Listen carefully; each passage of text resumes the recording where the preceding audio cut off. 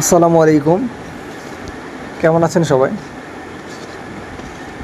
আসলে modern agriculture সেক্টরে মাছ চাষ বেশ জটিল একটি প্রক্রিয়া। এই সেক্টরে দালালের অভাব নেই। আপনি গরুর হাটে বা ছাগলের হাটে যেমন দালাল দেখবেন, মাছের বাজারেও বেশ দালাল রয়েছে। মাছের পোনা ক্রয় থেকে শুরু করে মাছ বিক্রয় করবেন, সবখানে শুধু দালালে ভরা। তারপরও সব কিছু চড়াই উতরাই পেরিয়ে আমি এই পুকুরটি নতুনভাবে নেই। এটি আমার দ্বিতীয় পুকুর। এই পুকুরে দেখছেন যে পাঙ্গাস মাছদের আমি খাবার দিচ্ছি। এই পুকুরটি প্রায় 27-28 শতকের মতো জায়গা। এখানে অলরেডি 26,000 পাঙ্গাস মাছ দিয়েছি 1,000 লাইনের, যেগুলো আজকে 16 দিন বা 17 দিন চলে। 17 দিনে 1,000 লাইন থেকে এসেছে 155টা। তো মাছের গ্রোথ বেশ আলহামদুলিল্লাহ।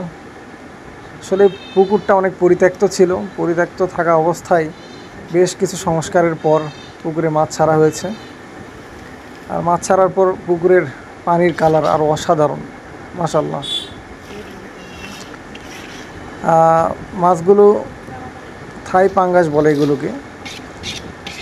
এগুলো ইচ্ছা আছে যে পোনা থেকে পোনা হিসেবে বিক্রি করব।